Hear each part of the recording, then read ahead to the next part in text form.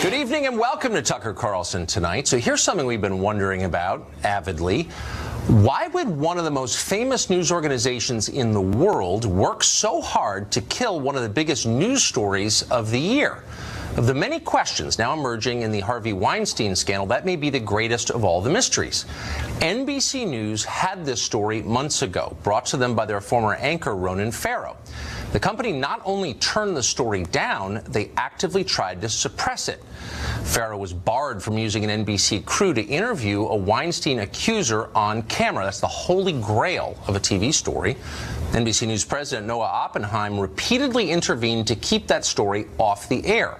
Now, news outlets don't typically act that way, just the opposite, because, of course, their job is to bring the news to the public, not hide the news.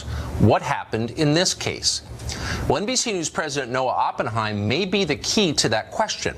Oppenheim doesn't just oversee NBC News, he's also a screenwriter who's written several films, apparently profiting from his work in Hollywood, even as he runs the network's news division.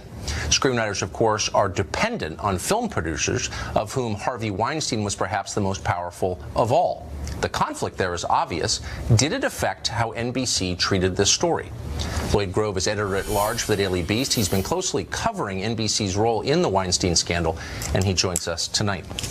Lloyd, that is such an obvious conflict, it seems to me, and nothing personal against Noah Oppenheim. I mean, I'm impressed that he's a screenwriter on the side, but how can you do both? How can you oversee a news division and have a foot in Hollywood and fairly cover a story about the most famous person in Hollywood? How would that work? Not very well, obviously, because NBC clearly messed up, and they're justifiably taking hits for that decision-making process. But all the questions you asked in your lead-in are still out there. Clearly, NBC messed up, but we don't really know the answer why and what the decision-making was. I mean, the decision-making got up to the level of Steve Burke's office. He's the CEO of NBC Universal, and obviously they have a lot of Hollywood and entertainment properties, and obviously they've done business with the Weinstein Company and with Harvey Weinstein. So I think that's the big question. And well, here's what we do know for sure. We know that Noah Oppenheim lied when he said to NBC staff a couple of days ago that the story just wasn't adequate. He didn't have it. We know that Ronan Farrow asked for a camera crew to interview on camera an accuser. I mean, that's the essence of a television story. So clearly, maybe the story wasn't ready for air that day, but clearly he was moving toward a blockbuster. So it's ludicrous to say he just didn't have it. Well, that was my understanding, that that particular person that Ronan Farrow was going to interview was not going to be identified. That person was going to be in silhouette. But my sources at NBC told me that Ronan Farrow did have 3 women on camera, one of whom, Rose McGowan, the actress, withdrew after a while because she was all legaled up and was going to probably sustain some consequences for going on camera. But I heard there was one other woman who was going to go on camera and one other woman who was not going to go on camera but allow her name to be used in the NBC report. And I understand that at least 2 of those women ended up in Ronan Farrow's New Yorker piece. So, I mean, you're verifying what we've suspected and what we've also reported, which is that NBC didn't simply pass on the piece. They actively tried to suppress it. So I don't understand how there can be no repercussions within NBC. How can Noah Oppenheim continue to run the news division? How can Steve Burke continue to run the company if it seems clear they're implicated in the cover-up? Well, with great respect and admiration for you, Tucker, I'm not sure I can go as far as you have gone. Well, what's the alternative theory then? What would be a legitimate explanation for what they did? Well, you know, historically, television news divisions are cautious and wary about getting out front of stories. I mean, traditionally, they like to see it first in the New York Times before doing it. I mean, this has been going on for decades. And then additionally, this whole issue of, sexual misconduct, that makes a lot of the male executives in television very, very, what's the word, squirrely. Well, I can see why, but they showed no such restraint when they leaked the Access Hollywood tape to the Washington Post. But I guess I mean, here's what's baffling but that was to me. a tape. That was I mean, that was. Well, here you had tape. You had tape of women saying I was abused and or raped by Harvey Weinstein, and NBC said no, you can't use our cameras to record those interviews. That's suppressing the story. Well, no. I don't know what else you call that. There was just factually, there was one interview. Toward the end of Ronan Farrow's reporting that NBC pulled the plug on, and he had to. That's what I just said. Exactly. That's right. But you said interviews. Okay, go ahead. Sorry. Interview. Okay. But as you noted, they already had done. They had 8 women. I understand they had 8 women who were going to on camera, some of them in silhouette, but 2 who were allowing their images and names to be used. Yeah. Well, here's one thing we can agree on: the state of their explanation is ludicrous. It's Ronan Farrow's fault. He just didn't nail the story down. We didn't have enough to go on. It's journalism, don't you know? Can they stick with that? No, I mean, I think it's a laughable explanation, and I think Oppenheim's talk to his town meeting the other day didn't really pass the smell test, in my opinion. Yeah. Lloyd Grove, thank you for your reporting on this. I hope you'll keep digging in. I will. Thank you. Chris Plante is a nationally syndicated radio show host and a keen observer of the media, having worked in television media for many years, and he joins us tonight. We haven't talked about this, but whatever happened to Lisa Bloom? She seemed to run at the first sound of gunfire. Here she was, this great defender of women. Of course, she's a feminist hero. Where is she now? She's in the witness protection program. I think she's probably on a mega yacht somewhere in Indonesia, because obviously she was humiliated. She came out and spoke for the women when Roger Ailes, when Bill O'Reilly were in the dock, and then when Harvey Weinstein, as he's now known, I think, was in the dock, she came to his defense to oppose the women, sort of the Hillary Clinton of the legal world, I guess. And then she ran away. She ran away. It'd be interesting to have her on the show. I'd love to hear the state of her view on this now. So, but where's everyone else? Where are the late night hosts in this? Well, Jimmy Kimmel and the rest. I mean, it's not just the news media. It is the broader mass media that has worked to essentially smooth things over for Harvey Weinstein in this case.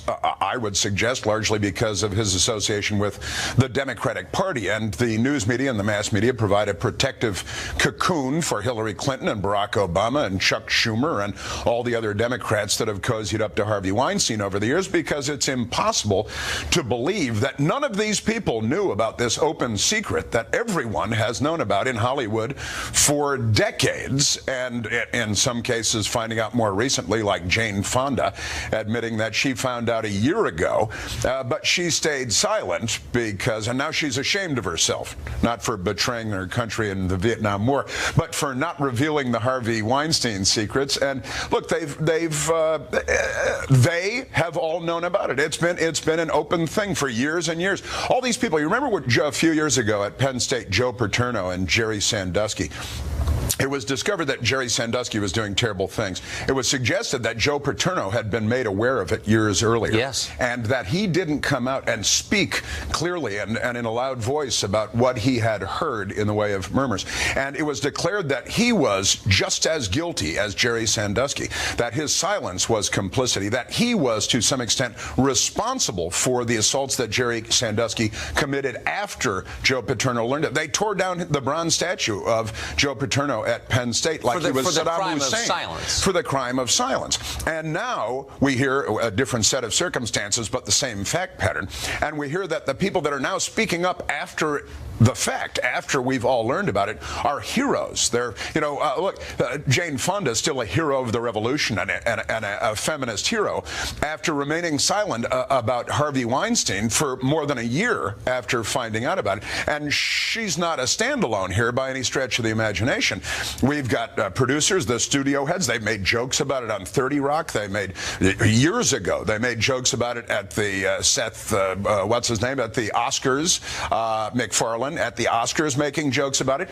Everybody knew what this guy was up to for years and years and years. But because of his party affiliation, Joe Paterno, a well-known conservative friend of George H.W. Bush, they lynched him. They crucified him because he didn't speak up. Now, all these Hollywood people, we learned, didn't speak up in virtually identical circumstances, and they're heroes. They're literally being described so as I heroes. think you've determined after 30 years in the news business that not all sex scandals are treated equally. I think that there are no two stories that are treated equally, and it's pretty easy to predict how these stories are going to go when they break. And you do with unfailing accuracy every day. Chris Plant, thank you. Thanks. More and more people coming out admitting they knew pretty much what Harvey Weinstein was up to and yet said nothing. Jane Fonda now says she's ashamed for not going public with what she knew before. Listen. I found out about Harvey about a year ago, and I'm ashamed that I didn't say anything right then. Why didn't you? You're so bold. I was not that bold because I guess it hadn't happened to me, and so I didn't feel it was my place. Why didn't you? You're so bold. You're such a good person. Ugh. Meanwhile, Hillary Clinton wishes people would stop talking about Harvey Weinstein, a major donor to her, and go after President Trump instead. At the same time, though, she says countless allegations against her husband are just old news. This kind of behavior cannot be tolerated anywhere, whether it's in entertainment, politics. Well, you know, after all, we have someone admitting to being a sexual assaulter in the Oval Office. And yet in your book, the three women brought onto stage by Trump attacking your husband, and you kind of dismissed them. Was that the right thing to do? Are you sure about that? More than kind of dismiss him. Tammy Bruce is undismissible. She's a radio show host, and she joins us tonight. Hey, Tammy, what do you? I mean, look, I don't. None of these. Hillary Clinton didn't sexually assault anybody. On the other hand, if you hold yourself up as a defender of all women, you probably ought to defend all women, shouldn't you? Yeah, you should. And this is what's a real tragedy for me as a feminist. The feminist movement clearly has been a fraud all these decades. We have a moment in time where these women, Jane Fonda, Donna Karan, Hillary Clinton, Helen Mirren, Emma Thompson, women who hold themselves up as feminists, were in fact distracting everyone with attacks on Donald Trump. And you heard Hillary Clinton say an admitted sexual assaulter. That is a lie. He never did, because he is not. And to move that effort to try to distract people is part of the crime here, because while they're doing that and trying to smear a political opponent with a contrived dynamic, in ignoring the carnage in their own town, how many women, while Jane Fonda was silent as an example, and Hillary Clinton was going to parties with Harvey Weinstein, how many young women, how many more in that year were thrown into the Harvey Weinstein volcano? Well, These are the questions that they have to face. And Jane Fonda being ashamed is not enough. She made a decision. What was happening last year when her friend, I believe it was Rosanna Arquette, who told her, what was happening? Well, the campaign was happening. And being honest about what was happening would ruin the Democrat narrative. It would ruin their narrative about their political opponent. So somehow there was a decision that this was preferred, that this would be the distraction about a false distraction and claim by the Democrats. So as feminists and all of us, not only do these women who are established need to speak up in order to change this environment, which we all want changed, but their silence does in fact contribute to the continuation of this horror that's unfolding. What I found so fascinating about that clip from the Hillary Clinton interview that we played was that she was being interviewed by an English reporter, by a Brit. Only a British reporter would have asked her as directly as he did. No American reporter ever would say, wait a second, what about these women who claimed your husband abused and raped them and you dismissed them as liars? Great point. Why doesn't anybody ever say that? It's such an obvious point. Well, it's because there's a deference to her. I mean, she is the hero, and it's difficult. For me, this is difficult. Yes. For all of us, my generation, her generation, is the one that came, before, was to set this table so that we could take our power and make lives that best suited us. And here they are in the moment of need in the 21st century, while they're here and can make an impact, betraying us, and that becomes more of the issue. Now, you saw it with Christiane Amanpour, also with Jane Fonda, being very gentle, whereas at least Fonda admitted it, and the fact is that becomes part of the problem. And when it comes to the huge Democrat donor and fundraiser of Harvey Weinstein, it does go beyond him, and it's all been a fraud of making people look at a shiny object, at Donald Trump, when in fact everything they were complaining about was happening in their own home. Yeah, in spades. Tammy Bruce, thank you for that summation. Thanks, Tucker. We've got more on Harvey Weinstein later in the show. The ex-mogul says he's gone into rehab to cure his sex addiction because really he's the victim here. He's suffering from a disease. How badly do you feel about that? We'll talk to a licensed therapist about it coming up. We'll also give you the latest on the Las Vegas massacre. So much we don't know. Could hotel security have prevented it? At least made it easier for cops to figure out what happened? Less surveillance in these casinos than you may have realized. Details after the break.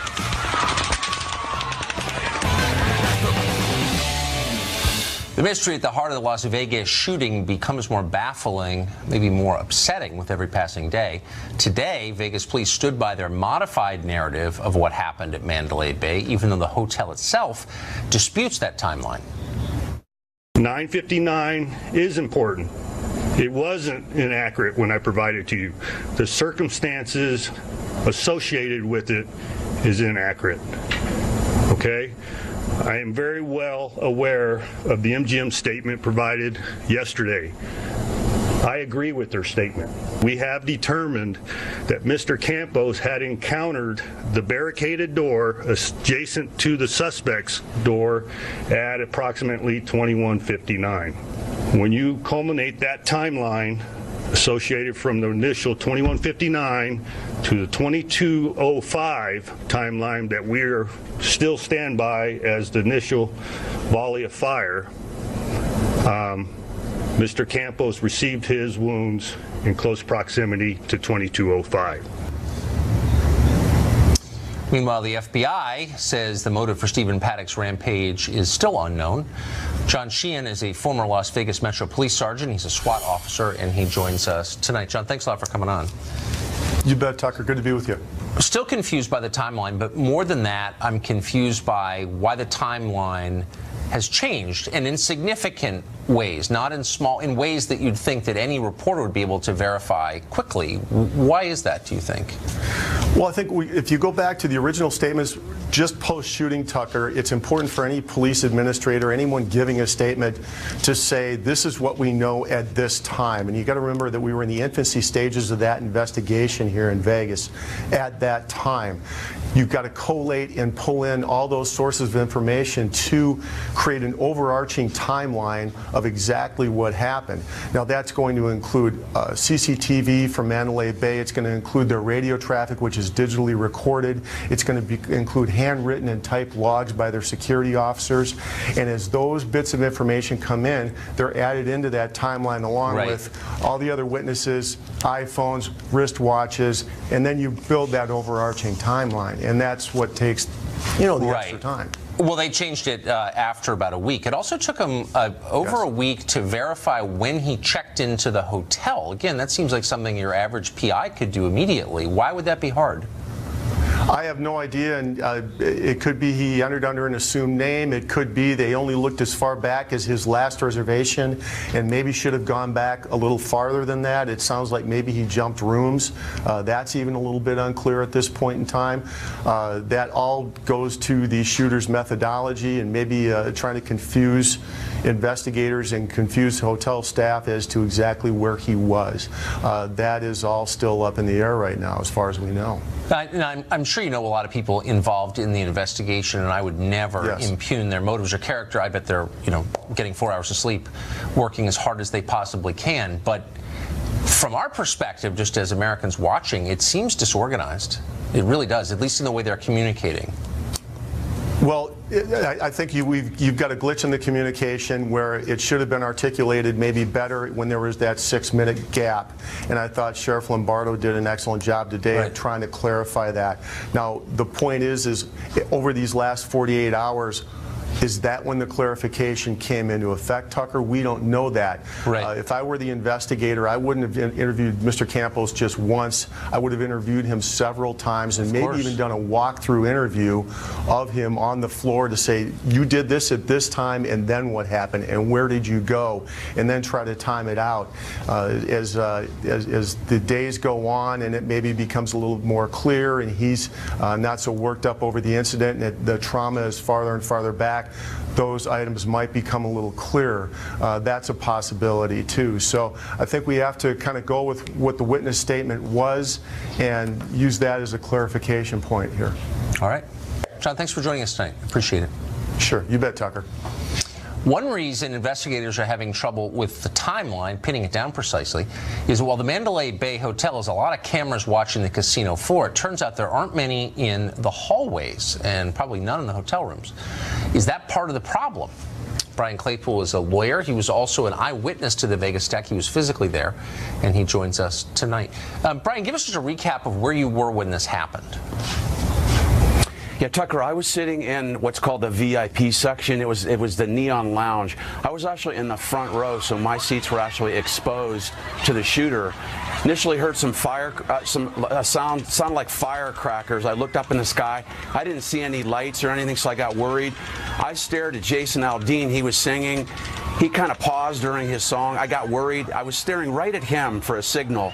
Then I heard about 5 or 10 more pops. He runs off the stage. I immediately knew this is not good. And I jumped up and tried to exit, and then you heard the barrage of bullets just came. It was an onslaught of bullets. Yeah, it's never fireworks, ever. So you have, obviously more interest in this than the average person, since you were literally fired upon. Tell me if you can clarify this. There are reports today that Paddock was in a freight elevator at least once in the hotel.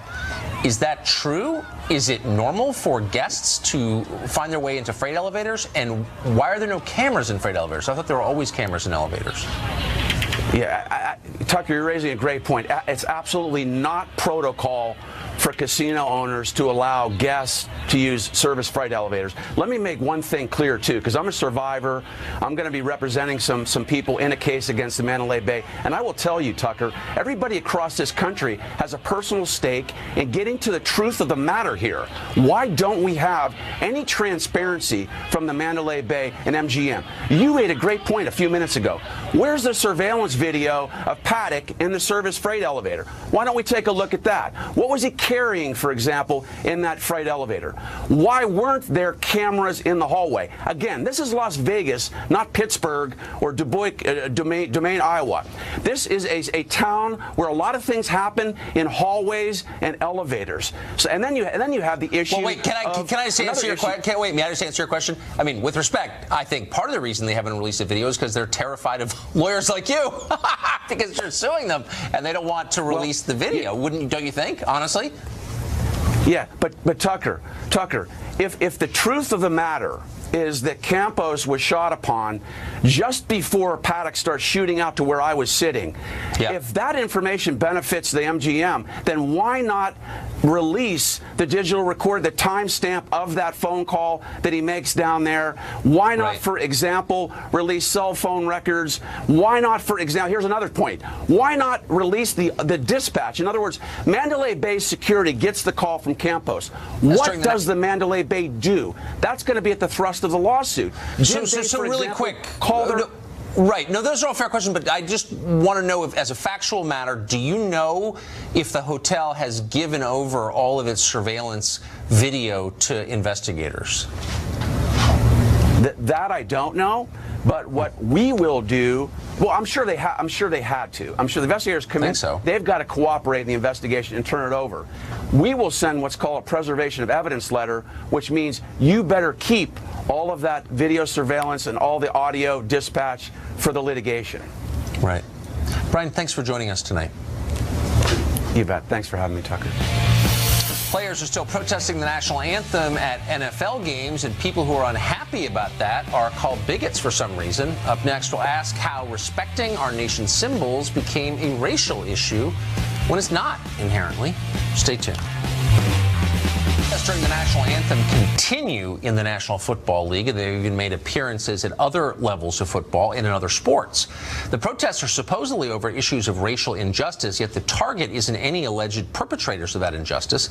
Instead, the protesting players are targeting the flag of the United States and the anthem, symbols that exist to unite this country, not divide it. Why have racial politics been allowed to intrude upon, in fact, define this debate and sully symbols of American unity? Ethan Behrman is a radio host in California, and he joins us tonight. Ethan, thanks for coming on. Thanks, Tucker. So, look, there are a couple different ways to debate this. I'm offended by people attacking our national symbols. I think it's divisive. But, you know, I wouldn't make it illegal. What I'm confused by is why this is a racial issue. I don't see it as inherently one, and it seems to make it even more divisive when people on the left describe this as, you know, anyone who's criticizing it is somehow criticizing an entire racial group. That doesn't seem true to me.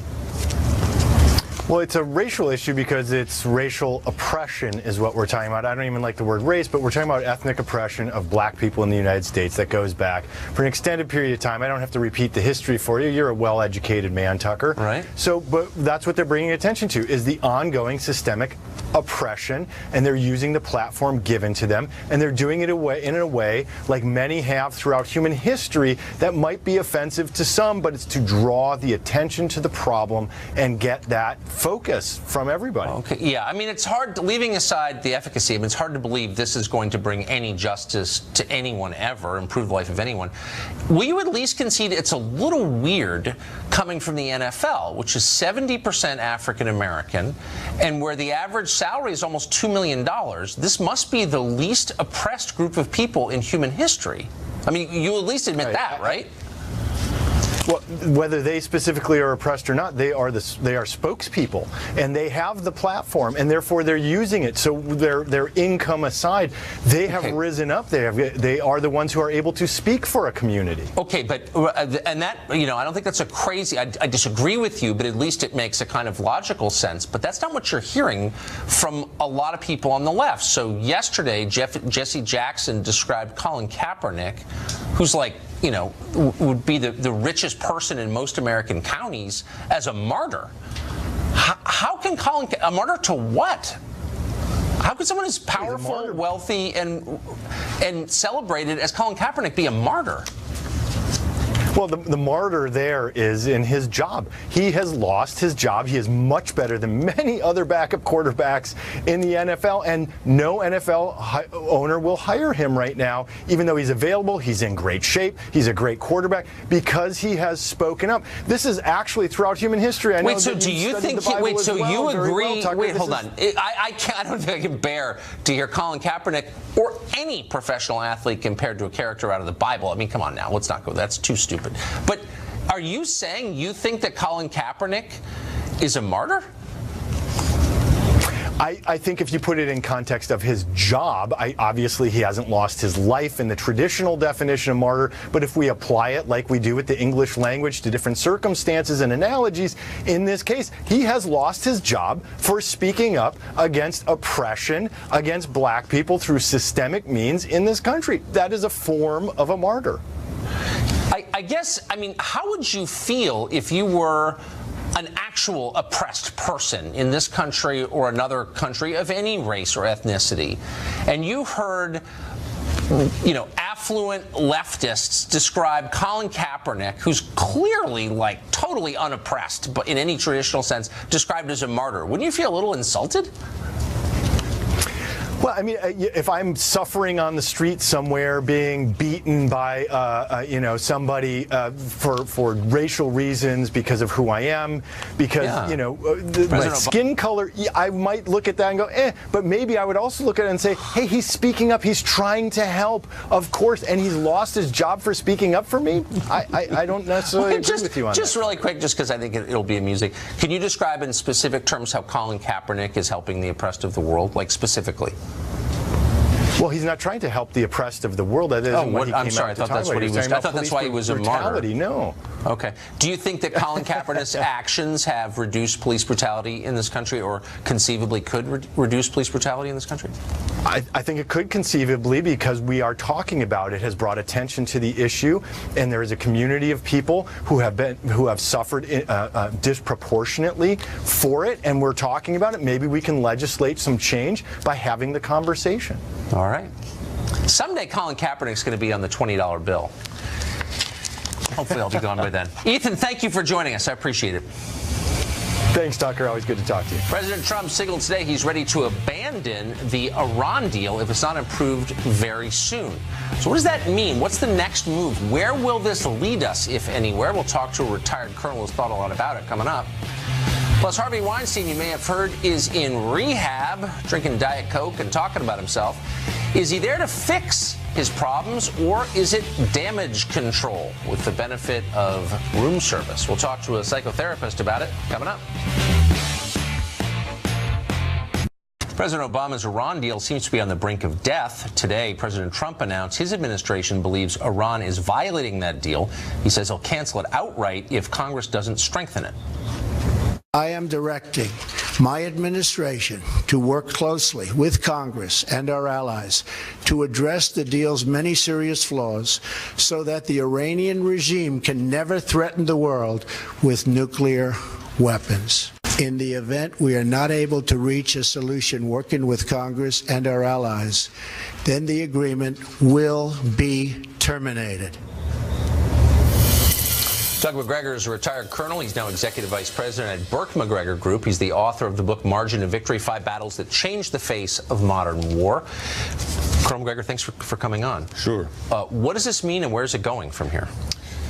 Look, this is a very curious case. I haven't figured out how we benefit from decertifying the Iranian agreement and then potentially sliding into a conflict with Iran. Because if we decertify Iran, the Senate will probably pass sanctions. Sanctions will be treated as an act of war by Iran.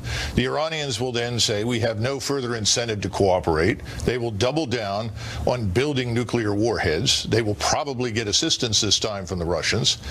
We will inevitably collide with them militarily somewhere in the Gulf, in the Indian Ocean, or on the ground, where we have very light, vulnerable forces right now in Iraq. And Iraq is effectively an Iranian ally. It's a Shiite Arab state. Right. So you put all of this together and you have to ask yourself, what are we doing? How does this make sense? How do we benefit from this? Because we don't want a wider war. And clearly candidate Trump made it very clear that he did not want to widen any wars. He wanted to gradually disengage. So what would be the point of this then? How did this happen? I don't understand it. It doesn't make any sense strategically. The timing is terrible. Our forces are spread very thinly around the globe. We have very light forces on the ground, entirely dependent upon air power for survival. If they are taken under direct assault by the Iranians, supported by the Russians, they're in a lot of trouble, and we would have a great deal of difficulty getting them out of there alive. We could easily be embarrassed, is the bottom line. It would take us a very long time to assemble any troops to go in there. And the notion that somehow or another with bombing or missiles we are going to subjugate Iran or bring it around is simple nonsense, because they will be backed by Russia. So those strategies have no chance of success. I wish, frankly speaking, that we would back away and rethink this whole thing, because I think the timing is terrible. This is not the time to do anything like this. And frankly, the Iranians are not going to renegotiate this thing. It took a long time to get it. Plus, our allies, our friends, everyone else in the world does not see Iran in the same light as we do in Washington, or as Israel does. They see the Sunni Arabs and the Sunni Turks, the Islamists in Ankara, the Islamists in Saudi Arabia and in the Middle East, as far, far more dangerous and hostile to Christians and Jews in the West than Iran. Yeah, well, look at the body count. It proves that point. Yes. Colonel, thanks for joining us. I appreciate it. Okay. Harvey Weinstein wants to assure you that he is the victim here. Not evil, he's sick. And that should make you feel bad for him. He's now at a luxury rehab facility. Is it legitimate or a standard Hollywood ploy to divert attention? We'll talk to a psychotherapist about all of that coming up. Divert attention. We'll talk to a psychotherapist about all of that coming up.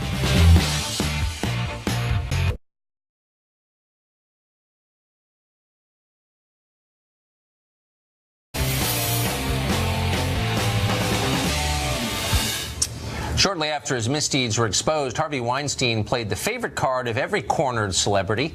He's not depraved, he's sick. He's the real victim here. Well, some Americans actually struggle with real diseases, diabetes, arthritis, cancer. Weinstein struggled with an ailment that had made him sexually harass or assault almost every woman in sight. And like countless other famous people, Weinstein says he's getting that illness treated, the help he needs. He's reportedly entered a $2,000 per night rehab clinic in Arizona to treat what he says is sex addiction. Will he emerge a new man? Would you let him babysit after? Nell Gibbon-Daly is a psychotherapist. She joins us tonight. Nell, thanks a lot for coming on. Hi, thank you, Tucker. Thanks for having me. So if you could just clarify the difference between a sex addict and a sexual predator, and why is Harvey Weinstein an addict, not a predator? Well, a sexual addict would be someone who uses sex a lot to get comfort, right? They have an addiction to, let's say, pornography or looking at certain images. Someone who's a sexual perpetrator actually acts upon their sexual fantasies and breaks the law. Well, that seems like a great distinction. I mean, I agree with you. So why is he in rehab, since he's clearly in the latter category? Well, that was the choice that he made, right? He said that what he was going to do to repent for the things that he has done is to go to rehab. The question is whether or not he will turn himself in. Some people in my community, some feminists are coming out and saying, why wouldn't he actually, like thieves who steal cars and turn themselves in, if you admit to having committed these crimes, should you face jail time in the legal system?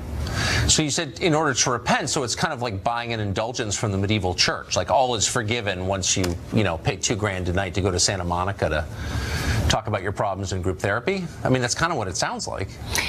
You know, what are his options at this point? You know, if he said that he wasn't going to go into therapy, how would he look in terms of the media? The problem is, and the really interesting question here is that with men, social shame doesn't stop them from committing this crime, right? We look at people like Bill Cosby, Bill Clinton, we look at, you know, O'Reilly, and now we have Harvey Weinstein. That's the fascinating question to me all of the time. Like, how is it that they're able to commit these crimes without thinking that there's going to be some like moral and huge social implications, considering the fact that they're men with so much power and they have so much visible exposure? Right. Well, these are powerful drives. I mean, that's a fair point. I guess what bothers me about it, there are two things that bother me. One, it's so transparently phony. It's not a disease. The guy acted like a jerk, and maybe criminally in some ways, and it degrades the idea of mental health treatment. I think it's not a serious use of a mental health facility. It's using it as a public relations shield. Does that bother you? I mean, whether he's using it as a public relations shield, yes. But I would have to disagree with you. In my community, there has been some success with people who are sexual predators. I'm going to call him a sexual predator. In terms of rehabilitating them, it's much easier to treat somebody who has committed this crime once, though, than someone who has done this over years and years of time. Right. So what we have to do is, because we can't lock these people up for life. In fact, in a lot of cases, we can't lock them up at all. Look at the case of Bill Cosby. What do we do when they reemerge back into the community? And the thing that we have to worry about is protecting other people in the community. I'm not saying I necessarily know whether Harvey Weinstein is going to commit this crime again, but he's certainly at risk for doing so. So I guess the other thing that bothers me is the self-involvement of it all. All of his statements refer primarily to himself. And going to a place where you pay $2,000 to talk more about yourself seems like pouring kerosene on a campfire. Maybe he should be paying to go to a facility where he talks about other people's problems. I mean, do you see why self-involvement drives this kind of behavior? It's all about me and my needs and what I care about. And he convinced himself women wanted to watch him take a shower. I mean, this is a very self-involved guy. Right, but therapy is what the therapy would do and what therapists would do in this kind of facility, whether that's, again, inside the prison system or outside the prison system, is that they would work on his grandiose ideas of himself. They would work on the very core things that he feels about women. They would challenge that. They would ask him to be more empathetic towards women. There's many things that in therapy they would do to try to deconstruct why he did what he did. No, I get it, and I know that that's very common, but as you just conceded, it doesn't work very often, and maybe the whole premise is wrong. Maybe you should stop talking about yourself so much. A lot of people talk about themselves endlessly. Maybe they should stop. Do you think that would help? What's his other option? Talk about other people. Well, I think. Listen to other people for once. Look, well, maybe what is going to happen after he comes out of this entire situation is that he's going to hopefully give back to the community, open his checkbook, and support a lot of causes that would benefit women. Nell, thanks for joining us Thank you for having me on, Tucker. I appreciate it. Up next, exhaustive archival research has produced new scholarship about the modern world's preeminent philosopher. That would be Chris Cuomo. We've got it for you coming up. We want to dig a little deeper tonight into our vast Chris archive to bring you tape from this summer. For a brief moment, CNN's poet laureate and morning show host tried his hand at movie criticism. Watch this. Wonder Woman, amazing. You finally had a female director break the $100 million mark. The film means more than just its box score. What does it mean to you? Here's a little intrigue. I want it to be like Wonder Woman, and I'm going to wear a shirt that says it. Now, to the conventional Western mind, trained in the Aristotelian tradition of rigorous textual analysis, a number of questions arise from what you just saw. What does it qualify as intrigue that Chris Cuomo once wanted to be Wonder Woman? Did he ever wear that shirt? What's with the air kisses? So many more questions. And yet it would be a mistake to approach a Chris Cuomo video in this way, bound by the fetters of logic and English grammar. Better to understand Chris Cuomo for who he is, an artist, a poet, a seeker, a shaman. Not what the hell is Chris Cuomo talking about? The question is, what is Chris Cuomo trying to teach us, all of us, humanity itself? We can't answer that question. We're not Chris Cuomo. And so in the coming days, we'll bring you more of Chris Cuomo, much more, until we reach enlightenment or run out of videos, whichever comes first. Got that to look forward to. That's it for us tonight. Tune in.